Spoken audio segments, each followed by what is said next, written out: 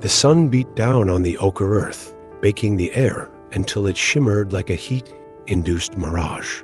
This was Imalilini, a village clinging to the slopes of the Drakensberg Mountains, a place where time moved with the slow, deliberate rhythm of the changing seasons. Life here was governed by the ancient ways, the traditions passed down through generations of Zulu people. The thatched roofs of the rondavels nestled amongst the acacia trees, their circular forms echoing the contours of the surrounding hills. It was a place of close-knit community, where everyone knew everyone else's story, where the ancestors were revered, and the spirit world was as real as the earth beneath their feet. But beneath the surface of this seemingly tranquil existence, there were whispers, tales of things that lurked in the shadows, of forces that could not be explained by the logic of the everyday world.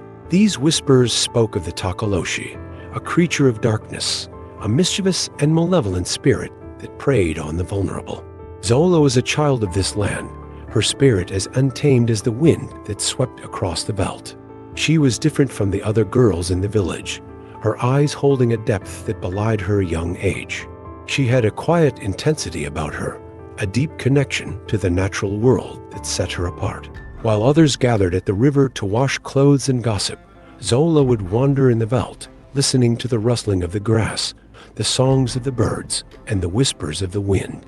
She felt a sense of peace in the wild places, a connection to something ancient and powerful. She had a thirst for knowledge, a desire to understand the mysteries of the world around her, a yearning for something more than the simple life of her village. Her dreams were vivid and often unsettling, filled with shadowy figures and unsettling whispers, hinting at a destiny far different from that of her peers. She often felt as if she was being watched, as if something was calling her from the darkness. Mamkais, Zola's mother, was a woman of unwavering strength and deep-seated faith. Her face, etched with the lines of a life lived under the African sun, bore witness to the hardships and joys she had experienced. She was a pillar of the community, a respected elder who upheld the traditions of her ancestors. She was also fiercely protective of her daughter, sensing the unique spirit that burned within her and the strange unease that seemed to surround her. Mamkais had always warned Zola about the dangers of the night, the spirits that roamed when the sun went down, the need to stay close to the village, and the protection of the ancestral spirits. She felt a growing sense of foreboding, a premonition that something was about to disrupt the delicate balance of their world. The initial conflict began not with a bang, but with a subtle shift in the rhythms of Zola's life. The whispers she had heard in her dreams grew louder, more insistent. The feeling of being watched intensified, a constant unease that followed her everywhere. Then came the sickness, the strange cravings, the changes in her body that were unlike anything she had ever experienced. She knew, deep down, that something was terribly wrong, that her life was about to be irrevocably altered. The narrative hook was set: a young woman, pregnant under the most unnatural of circumstances, facing a destiny that defied the boundaries of human understanding, and a community teetering on the brink of chaos, grappling with the ancient fears that had been passed down through generations. This was not just a story of a pregnancy. It was a story of a clash between the natural and the supernatural, a battle between fear and hope, and the unfolding of a destiny that was both terrifying and strangely beautiful. The village of Imalilini was more than just a collection of huts. It was a living, breathing entity, deeply intertwined with the land that sustained it. The rolling hills, covered in a tapestry of green and gold, stretched out in every direction, their contours mirroring the rhythms of the seasons. The Umzimvubu River snaked its way through the valley, providing lifeblood to the community, its waters used for drinking, washing, and ritual cleansing. The air was thick with the scent of wood smoke, damp earth, and the sweet fragrance of indigenous flowers. The sounds of daily life filled the air, the rhythmic pounding of maize, the laughter of children playing, the lowing of cattle in the kraal, and the melodic calls of birds that nested in the acacia trees. The village was a microcosm of Zulu culture, a place where tradition was revered, and the connection to the ancestors was paramount. The people of Imalilini were deeply spiritual, their lives guided by the belief in the unseen forces that shaped their world. They consulted the Sangomas, the traditional healers, for guidance and protection, and they honored their ancestors with elaborate ceremonies and rituals. Zola, the protagonist of this unfolding drama, had always been an enigma within the village. Her early childhood was marked by a quiet solitude, a preference for the company of nature over the boisterous games of her peers. She had a particular fondness for the ancient baobab tree that stood sentinel on the outskirts of the village, its gnarled branches reaching towards the sky like the arms of a wise old ancestor. It was there that she felt most at peace, a place where she could escape the confines of the village and commune with the spirits of the land. Her grandmother, a woman of great wisdom and knowledge of the old ways, had recognized Zola's unique connection to the spiritual world and had often shared with her the stories of their ancestors, the tales of the Tokoloshe, and the importance of respecting the unseen forces that shaped their lives. This upbringing instilled in Zola a deep reverence for tradition, but also a curiosity that often led her to question the established norms. Mamkais, Zola's mother, was a woman whose strength was forged in the crucible of life's challenges. She had lost her husband to a sudden illness many years ago and had raised Zola on her own, instilling in her the values of hard work, resilience, and respect for their heritage. She was a skilled weaver, her hands creating intricate patterns on the colorful blankets that were prized throughout the region. Her relationship with Zola was a complex one, a mixture of fierce protectiveness and quiet understanding. She often worried about Zola's solitary nature, her tendency to wander off into the veldt, and the strange dreams that seemed to plague her. Mamkais, while deeply rooted in tradition, also possessed a practical wisdom that allowed her to navigate the complexities of life with grace and fortitude. Her initial motivation was to protect her daughter from harm, both physical and spiritual, and to uphold the values of her community. The initial motivations of the characters were deeply intertwined with their personal histories and the cultural context of Imalilini. Zola's motivation stemmed from a deep-seated desire to understand the world around her, to find her place within it, and to unravel the mysteries that seemed to be calling her. She was driven by a curiosity that transcended the boundaries of her village, a yearning for something more than the ordinary. Mamkais' motivation was rooted in her maternal love for Zola, her unwavering commitment to her daughter's well-being, and her desire to protect her from the dangers of the unknown. The villagers, as a collective, were initially motivated by fear, a fear of the supernatural, a fear of anything that threatened the established order of their lives. These initial motivations set the stage for the unfolding drama, creating a complex web of relationships and conflicts that would drive the narrative forward. The characters, with their unique backgrounds and motivations, were poised to embark on a journey that would challenge their beliefs, test their courage, and ultimately transform their lives. Zola's body betrayed her, the pregnancy twisting her form into something unnatural, the baby's movements violent and unsettling. Whispers turned to open accusations as villagers claimed she consorted with dark forces, the Tokoloshe a frequent name on their lips. Mamkais, desperate, unearthed a hidden family history, a lineage marked by encounters with the spirit world, a secret she'd guarded fiercely. The Sangoma revealed the child wasn't merely a Tokoloshe's spawn, but something far older, a being of immense power tied to the very fabric of the land, setting a terrifying twist into motion. Zola's primary goal initially was simply survival, to endure the physical and emotional turmoil of her pregnancy and to protect the life growing within her, no matter how unusual it might be. Her initial obstacle was the overwhelming fear and rejection from her community, the very people she had grown up with. She was ostracized, forced to live in isolation, and branded as an outcast. The whispers and accusations followed her like shadows, creating a sense of profound loneliness and despair. Her goal evolved, however, as she began to understand the true nature of her child. She realized that she was not just carrying a Tokoloshe's offspring, but something far more significant, a being with the potential to either bring great good or unimaginable destruction. Her goal then shifted to understanding her child's nature, to learn how to nurture its powers, and to protect it from those who would seek to harm it. Mamkais' primary goal was to protect her daughter and to restore balance to their community. She was torn between her love for Zola and her loyalty to the traditions of her ancestors. Her initial obstacle was the deep-seated fear and prejudice of the villagers, their refusal to accept Zola and her unborn child. She faced resistance from the elders, who saw Zola as a threat to the established order, and from the other women, who whispered behind her back and shunned her presence. Her goal evolved as she discovered the hidden secrets of her family's past, the lineage that connected them to the spirit world. She realized that she had to confront her own fears and prejudices, to accept the reality of Zola's situation, and to find a way to bridge the gap between the human world and the spirit world. A significant subplot emerged with the introduction of a young hunter named Themba, who had always harbored a secret admiration for Zola. He was a skilled tracker and a respected member of the community, but he had always felt a sense of unease with the rigid traditions of the village.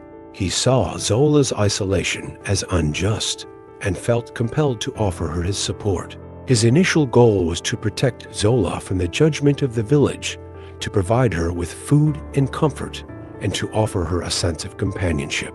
However, his goals shifted as he became aware of the true nature of Zola's pregnancy and the potential danger it posed to the village.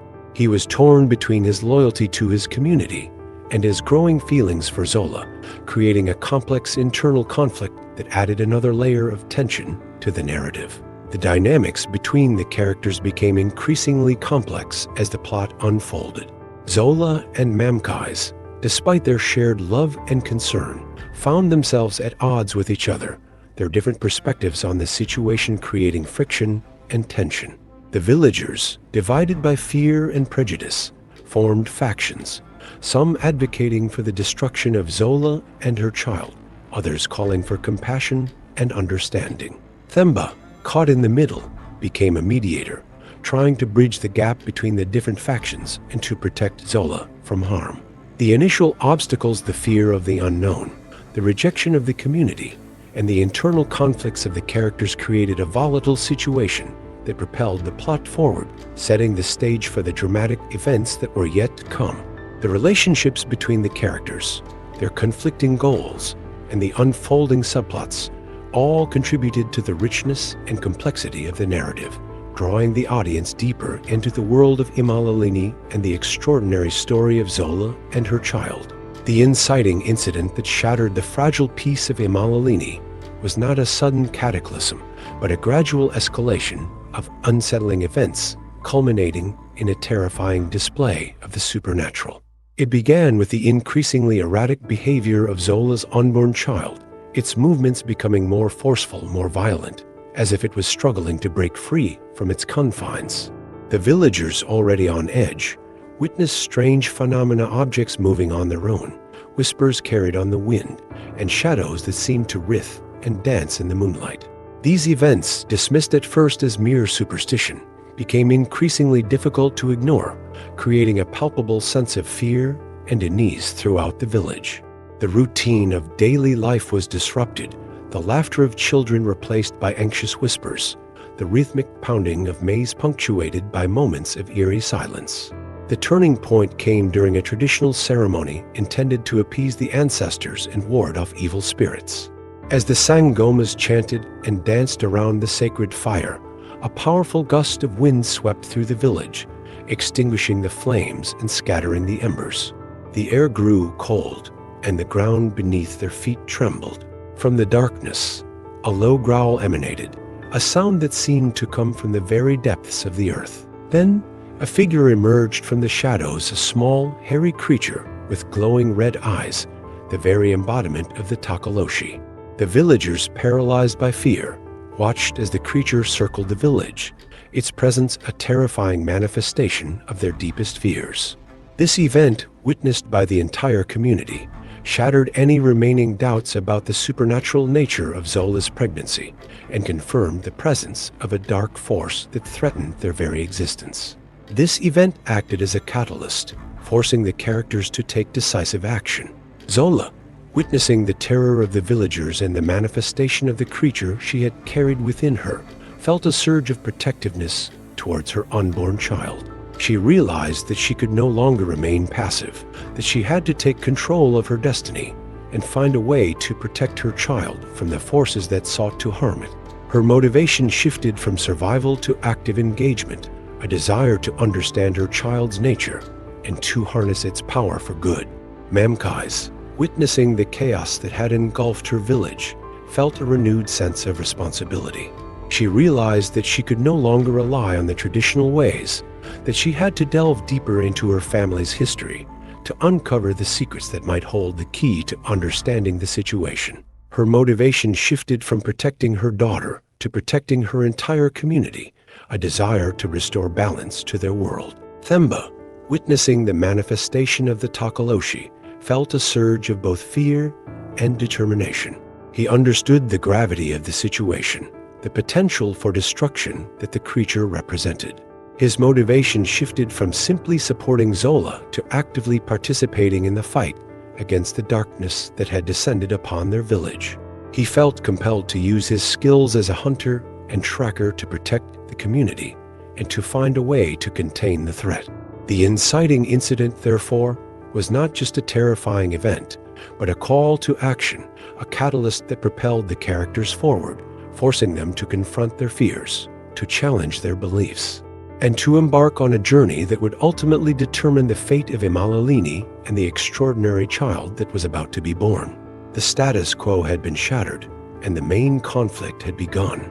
The immediate consequence of the Tokoloshe's appearance was a fracturing of the community. Fear, like a contagious disease, spread through Imalalini, dividing the villagers into opposing camps. Some, driven by terror, demanded Zola and her unborn child be sacrificed, believing it the only way to appease the angry spirits.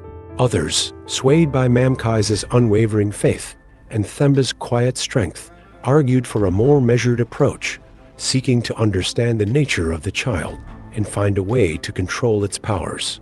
This division created a palpable tension within the village, a sense of unease that permeated every aspect of their lives. The usual harmony of their community was replaced by suspicion and distrust, the bonds that had held them together for generations threatening to unravel.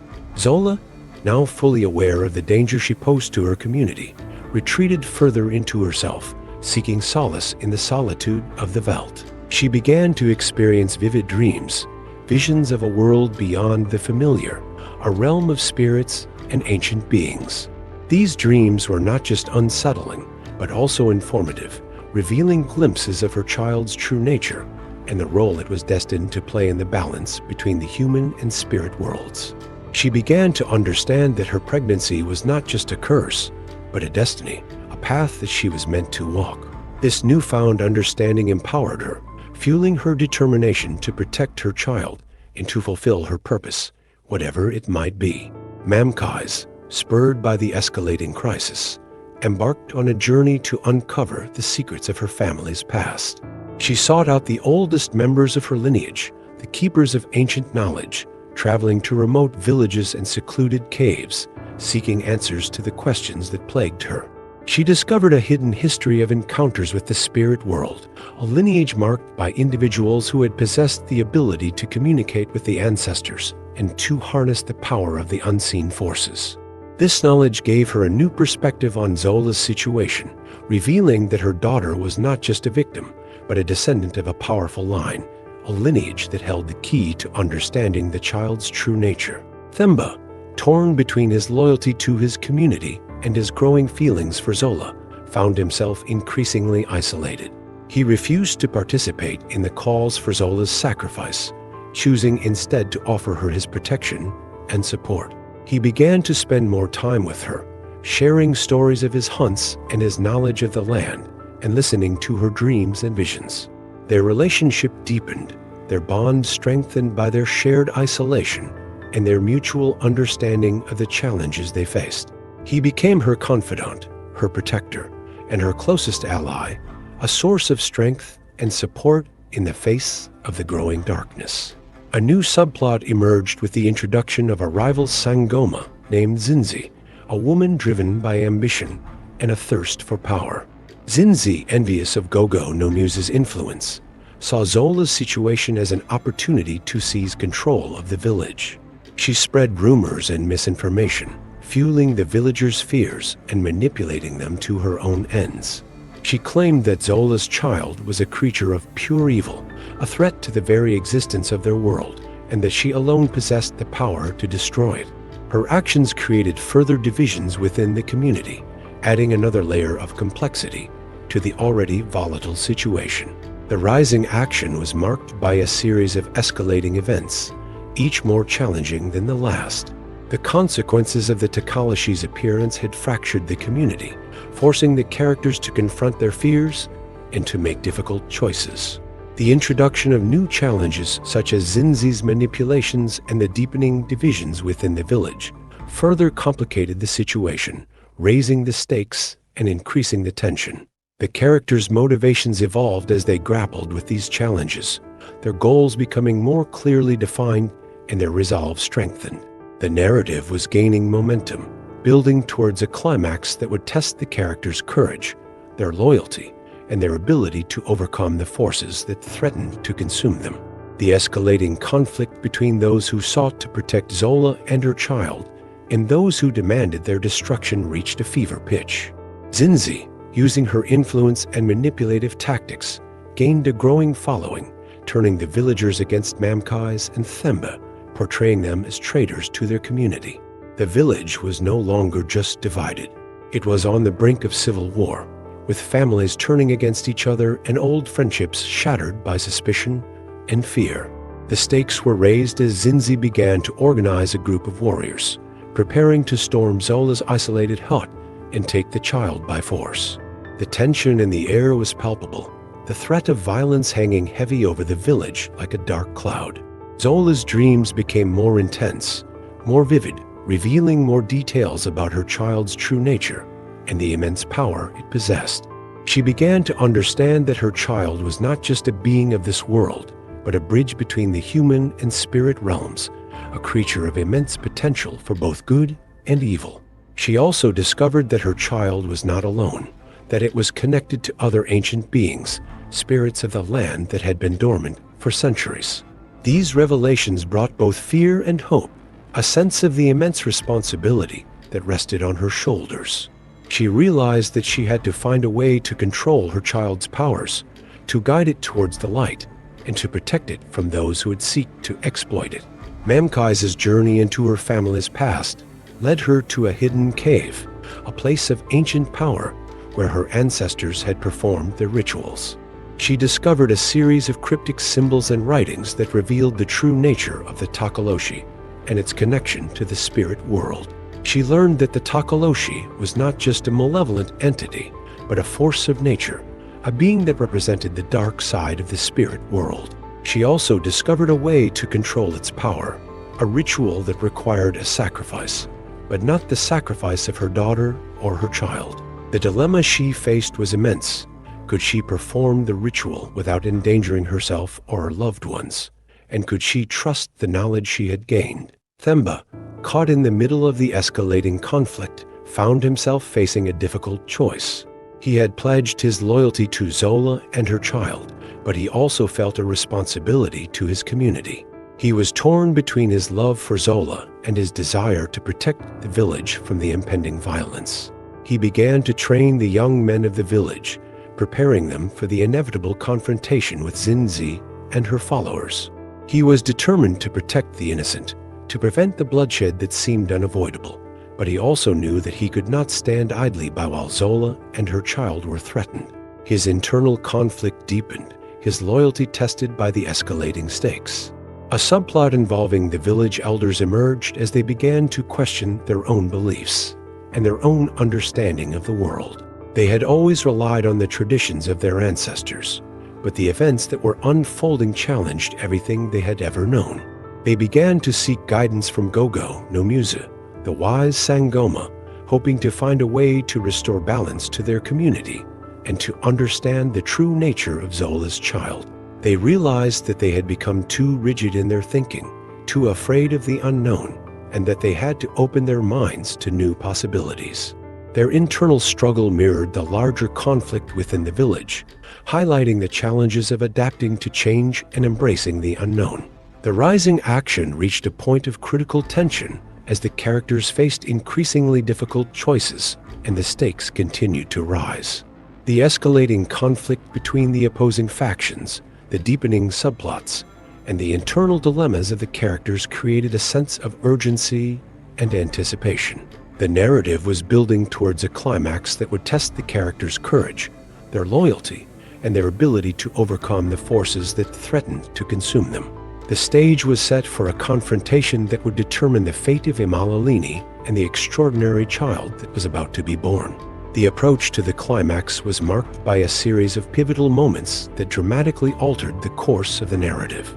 Zola, guided by her increasingly vivid dreams, discovered a hidden chamber beneath the ancient baobab tree, a place where her ancestors had communicated with the spirit world.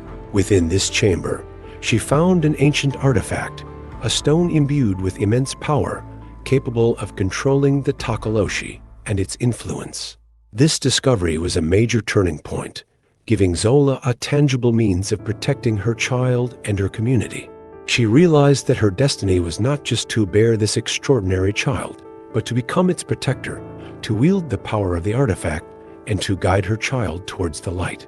Mamkais, after deciphering the cryptic symbols in the hidden cave, realized that the ritual she had discovered was not about sacrifice, but about balance.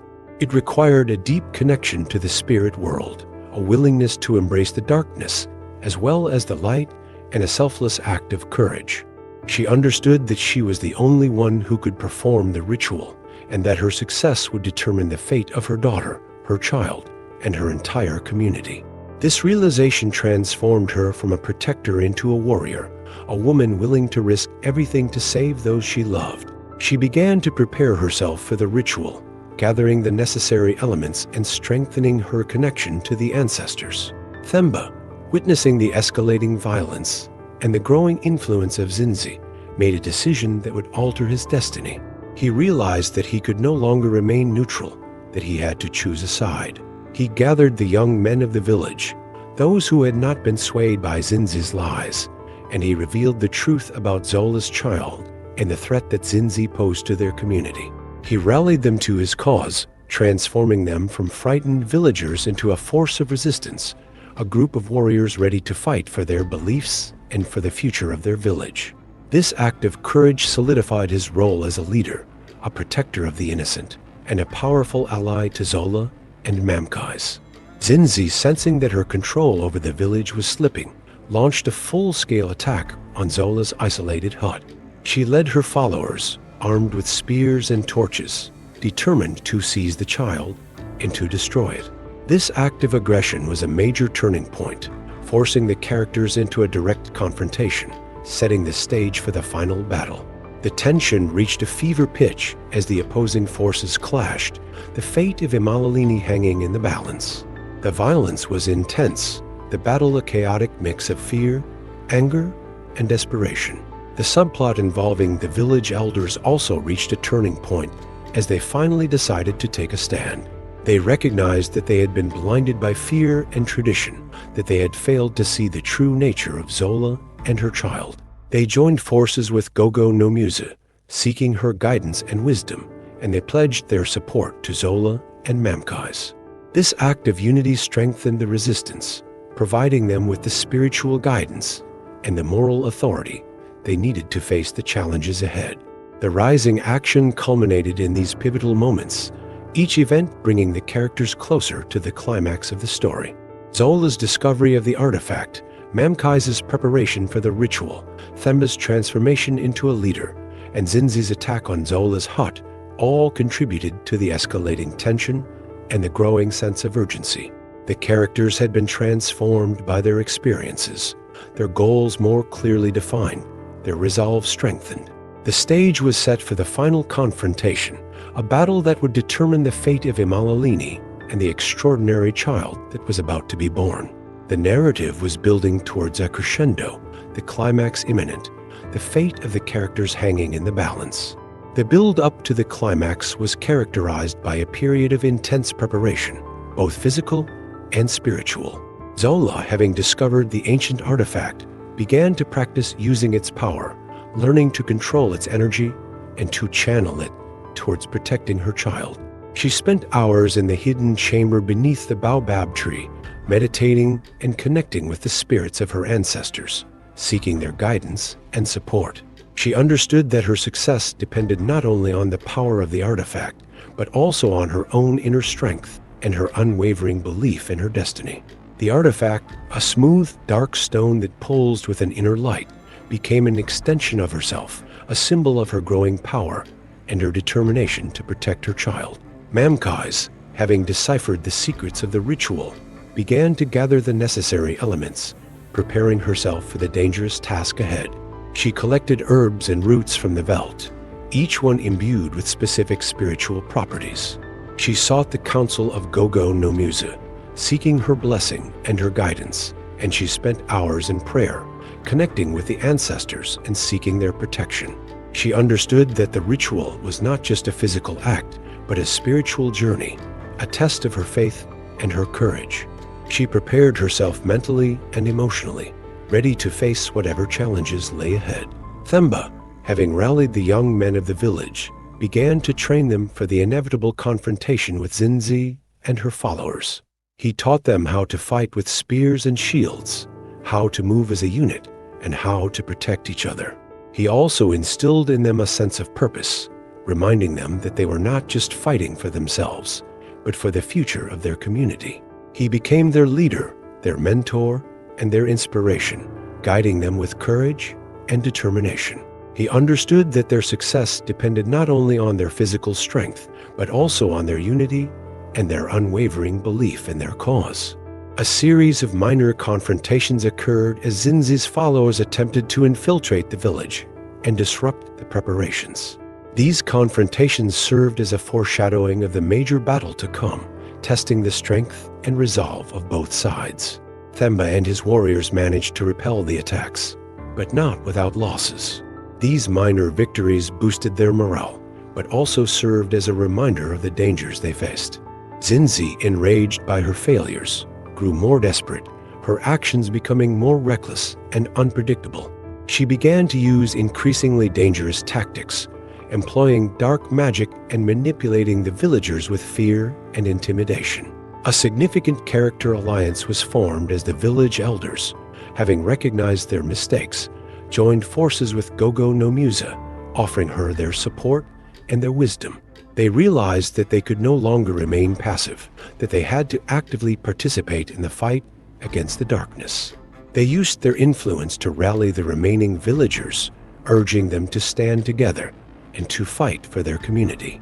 This alliance strengthened the resistance, providing them with the moral authority and the spiritual guidance they needed to face the challenges ahead.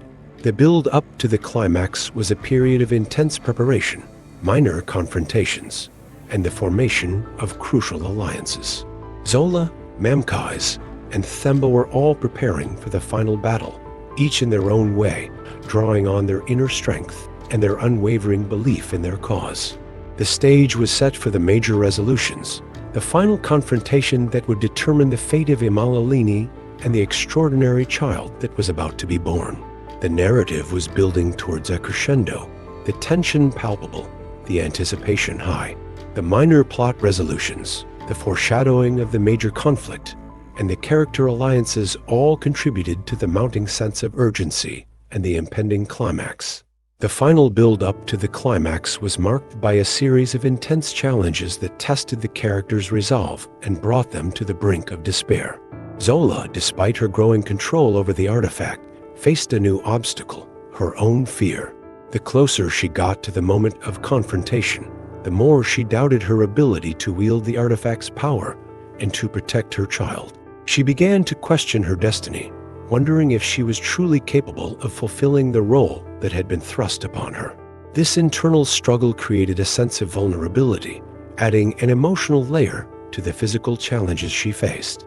She sought solace in the company of Themba, finding strength in his unwavering belief in her.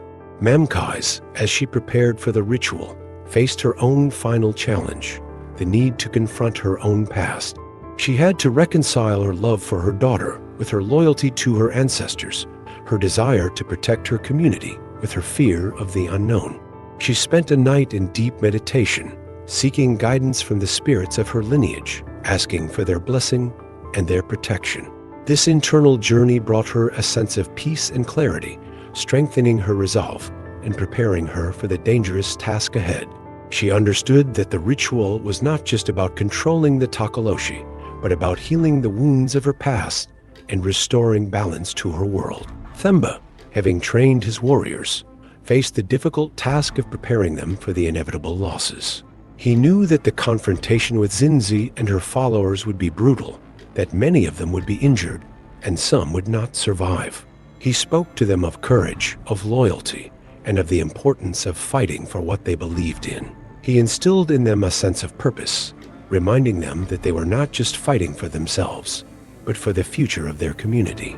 He faced the possibility of his own death with quiet dignity, accepting his fate and preparing to lead his warriors into battle. The narrative threads began to converge as Zinzi, sensing that her time was running out, launched a final, desperate attack on the village. She used her dark magic to create chaos and confusion, turning the villagers against each other and creating a sense of panic and fear. She targeted Mamkais, knowing that she was the key to controlling the Tokoloshe, and she attempted to disrupt the ritual, hoping to prevent her from completing it. This final act of aggression brought all the characters into direct conflict, setting the stage for the climactic confrontation. The emotional stakes were raised as the characters faced the possibility of losing everything they held dear. Zola feared for her child's safety, Mamkais feared for her daughter's life, and Themba feared for the future of his community. These fears created a sense of urgency and desperation, driving the characters to take risks and to make sacrifices. The final obstacles were not just physical, but also emotional and spiritual, testing the characters' strength, their loyalty, and their ability to overcome their own limitations. The final build-up to the climax was a period of intense tension, a time when the characters faced their last challenges and prepared for the final confrontation. The narrative threads were all aligned, ready to converge in a climactic battle that would determine the fate of Imalalini and the extraordinary child that was about to be born. The emotional stakes were high, the tension palpable, the anticipation at its peak. The stage was set for the final act, the moment when the characters would face their ultimate test and the narrative would reach its dramatic conclusion. The climax of the story arrived with a fierce clash between Zinzi's forces and the combined strength of Themba's warriors, the village elders, and Gogo no Muse's spiritual guidance. The battle raged through the village, the air filled with the sounds of clashing spears, the cries of the wounded, and the chanting of the Sangomas. Zinzi, fueled by her dark magic, fought with a ferocity that was both terrifying and mesmerizing, but Themba and his warriors, inspired by their loyalty to Zola and their commitment to their community, held their ground. The villagers, who had been divided by fear and suspicion, now stood united, fighting for their survival and for the future of their home.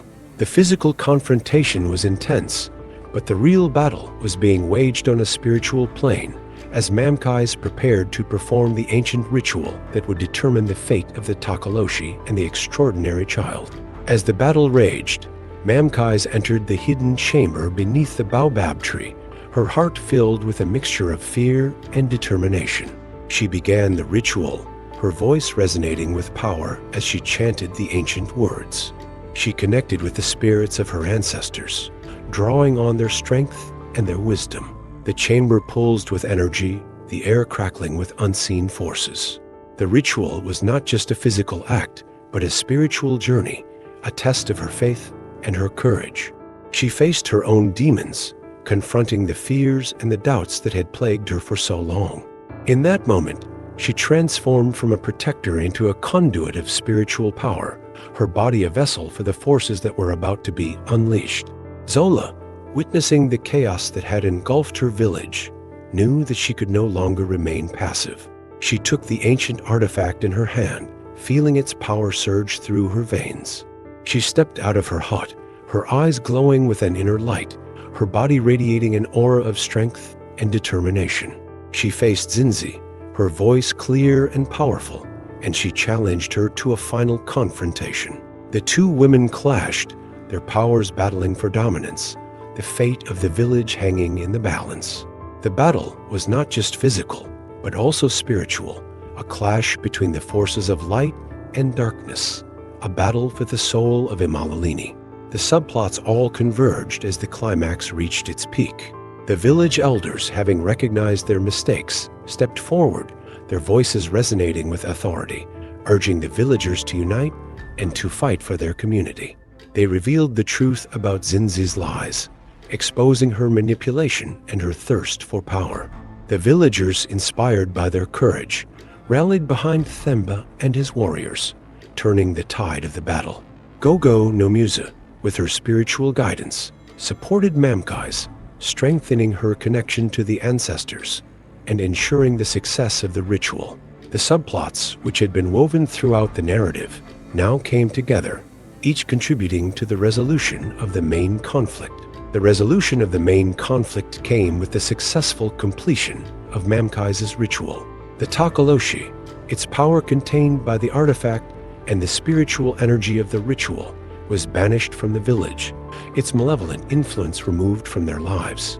Zinzi, defeated and stripped of her power, was banished from the village, her reign of terror brought to an end.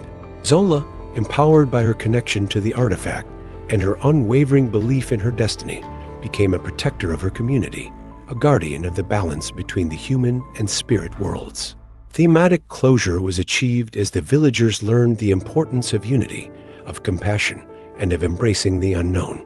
They understood that fear and prejudice could divide them, but that courage and understanding could unite them. They realized that the world was full of mysteries, that there were forces beyond their control, and that they had to learn to live in harmony with both the seen and the unseen. They embraced Zola and her child, recognizing their unique gifts and their potential to bring good to the world. The call to action is this: to remember that even in the face of fear, courage, and love can overcome any obstacle. The immediate aftermath of the climactic battle saw a period of healing and reflection in Imalalini. The villagers, having faced their fears and overcome the darkness that had threatened to consume them, began the process of rebuilding their community, both physically and emotionally. They honored those who had fallen in the battle, remembering their courage and their sacrifice. They also celebrated their victory, recognizing the strength and resilience that had allowed them to survive. The scars of the conflict remained, but they were not a symbol of defeat, but a reminder of the challenges they had overcome and the lessons they had learned. The village was forever changed, its people transformed by their experiences. Zola, having successfully wielded the artifact and protected her child, embraced her role as a guardian of the balance between the human and spirit worlds. She understood that her journey was not over, that she had a responsibility to use her powers for good and to guide her child towards its destiny. She remained in Imalalini, her presence a constant reminder of the extraordinary events that had transpired. She became a source of wisdom and guidance for the villagers, a bridge between the traditional ways and the new understanding that had emerged from their experiences. Her child, named Thando, grew up surrounded by love and respect, its unique gifts nurtured and celebrated by the entire community. Mamkai's, having successfully completed the ritual and banished the Tokoloshe, found a sense of peace and fulfillment. She had faced her own demons, confronted her past, and emerged stronger and wiser. She continued to be a pillar of the community, a respected elder who upheld the traditions of her ancestors, but also embraced the new understanding that had been gained through their experiences. She worked alongside Zola, guiding her in her role as a guardian and sharing her wisdom with the younger generations. Her transformation was complete, her journey a testament to the power of courage, resilience, and unwavering faith. Themba, having led his warriors to victory and protected his community, continued to be a leader and a protector. He remained by Zola's side, offering her his unwavering support and his love. He understood that their journey was not over, that they would face new challenges and new obstacles in the future. He continued to train the young men of the village, preparing them for whatever lay ahead, and he worked alongside the elders, ensuring that the traditions of their ancestors were preserved. His character arc was complete, his transformation from a young hunter to a wise and courageous leader, a testament to the power of loyalty and commitment. The epilogue of the story revealed that the tale of Zola and Thando became a legend, a story passed down through generations, a reminder of the extraordinary events that had taken place in Imalilini. The village became a place of pilgrimage, a place where people came to seek wisdom and healing. The story of Zola and her child became a symbol of hope, a reminder that even in the darkest of times, there is always light, that even in the face of fear, love and courage can overcome any obstacle. The future was not without its challenges, but the villagers faced them with a newfound sense of unity and resilience, their spirits strengthened by their shared experiences. The moral of the story is this, that fear can divide us, but love can unite us, that prejudice can blind us, but understanding can enlighten us, and that even in the face of the unknown, courage and faith can guide us towards a better future. The call to action is to embrace the mysteries of the world, to respect the traditions of our ancestors, and to always strive for balance between the seen and the unseen. Let us remember the story of Zola and Thando, and let it inspire us to live with courage, compassion, and an unwavering belief in the power of love.